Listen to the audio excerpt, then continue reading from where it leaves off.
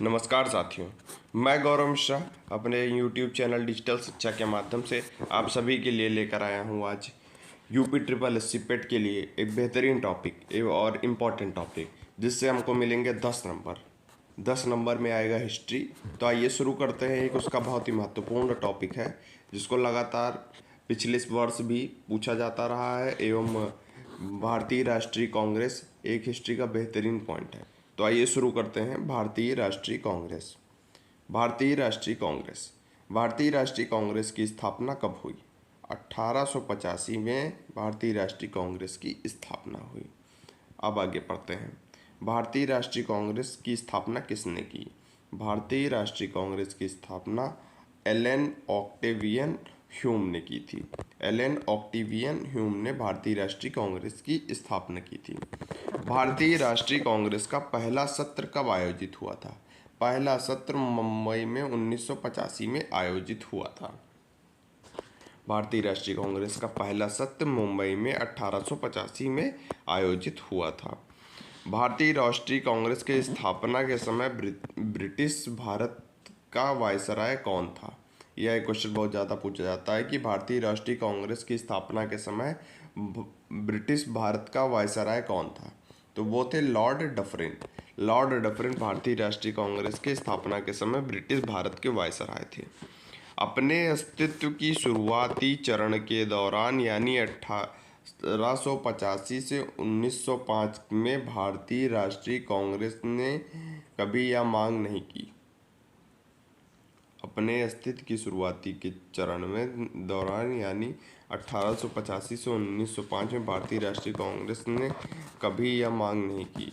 British शासन से स्वतंत्रता की मांग इस समय भारतीय राष्ट्रीय कांग्रेस ने नहीं की। 1885 से 1905 के बीच ब्रिटिश शासन से स्वतंत्रता की मांग नहीं की। भारतीय राष्ट्रीय कांग्रेस की पहली महिला अध्यक्ष। ये क्वेश्चन बहुत ज़्यादा पूछा जाता है कि भारतीय राष्ट्रीय कांग्रेस की प्रथम महिला अध्यक्ष कौन है? तो वह है Shrimati Annie Besant. Shrimati Annie Besant जो कि 1917 में भारतीय राष्ट्रीय कांग्रेस की पहली महिला अध्यक्ष बनी। एवं भारतीय राष्ट्रीय कांग्रेस की प्रथम महिला भारतीय अध्यक्ष मतलब प्रथम भारतीय महिला अध्यक्ष कौन बनी? तो प्रथम भारतीय महिला अध्यक्ष बनी है श्रीमती सरोजनी नायडू सन 1925 में। यह भारतीय राष्ट्रीय कांग्रेस की प्रथम भारतीय महिला थी। जो एनी बेसेंट थी वो आपको नाम से लग रहा होगा कि वो भारतीय नहीं है, तो वो भारतीय नहीं थी। और ये श्रीमती सरोजनी नायडू ये भारतीय महिला थी। तो ये 1925 में भारतीय राष्ट्रीय कांग्रेस की प्रथम भारतीय महिला अध्यक्ष बनी। भारतीय राष्ट्रीय कांग्रेस की महिला अध्यक्ष कौन कौन रही हैं ये उनके बारे में पढ़ लेते हैं। तो एक तो एनी बेसेंट आपने 1917 में पढ़ी लिया, दूसरी है सरोजनी नायडू, श्रीमती सरोजनी नायडू 1925 में, और उसके बाद आती हैं श्रीमती नेली सेन गुप्ता जो कि 1933 में भारतीय राष्ट्रीय कांग्रेस की महिला अध्यक्ष बनी। श्रीमती नेली सेन गुप्ता। तो तीन चीज़ें याद कर लीजिएगा कि कौन कौन महिला अध्यक्ष भारतीय राष्ट्रीय कांग्रेस में रही हैं। उसके बाद तीसरा, सूरत अधिवेशन में भारतीय राष्ट्रीय कांग्रेस का पहला विभाजन कब हुआ? सूरत अधिवेशन कब हुआ और भारतीय राष्ट्रीय कांग्रेस का पहला विभाजन कब हुआ? तो 1907 ईस्वी में भारतीय राष्ट्रीय कांग्रेस का सूरत अधिवेशन हुआ जिसमें भारतीय राष्ट्रीय कांग्रेस का विभाजन दो पार्ट में हो गया, एक गरम दल एक नरम दल। आइए अब इसके बाद पढ़ते हैं। भारतीय राष्ट्रीय कांग्रेस के अध्यक्ष बनने वाले पहले अंग्रेज। भारतीय राष्ट्रीय कांग्रेस के अध्यक्ष बनने वाले पहले अंग्रेज थे जॉर्ज यूल जो कि 1888 में अध्यक्ष बने। उसके बाद आइए पढ़ते हैं। भारतीय राष्ट्रीय कांग्रेस के सबसे युवा अध्यक्ष। भारतीय राष्ट्रीय कांग्रेस के सबसे युवा अध्यक्ष थे मौलाना अबुल कलाम आज़ाद। मौलाना अबुल कलाम आज़ाद जो कि 35 वर्ष की आयु में भारतीय राष्ट्रीय कांग्रेस के सबसे युवा अध्यक्ष बने थे। उसके बाद आइए पढ़ते हैं। भारतीय राष्ट्रीय कांग्रेस के अध्यक्ष बनने वाले पहले मुस्लिम तो थे बदरुद्दीन तैयब जी जो कि मद्रास में बने 1887 में।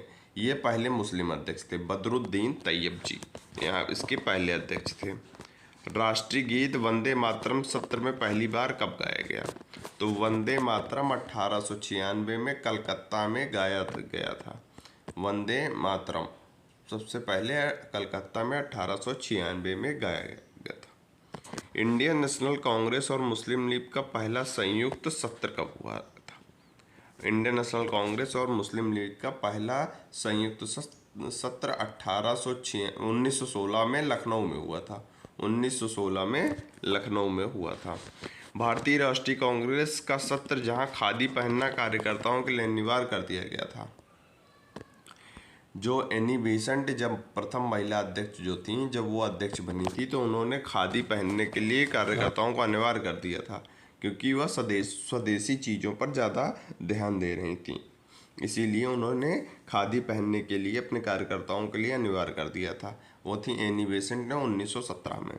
राष्ट्रगान जनगण मन पहली बार कब गाया गया था? तो राष्ट्रगान जनगण मन 1911 में कलकत्ता में पहली बार गाया गया था। राष्ट्रगान जनगण मन पहली बार 1911 में कलकत्ता में गाया गया था।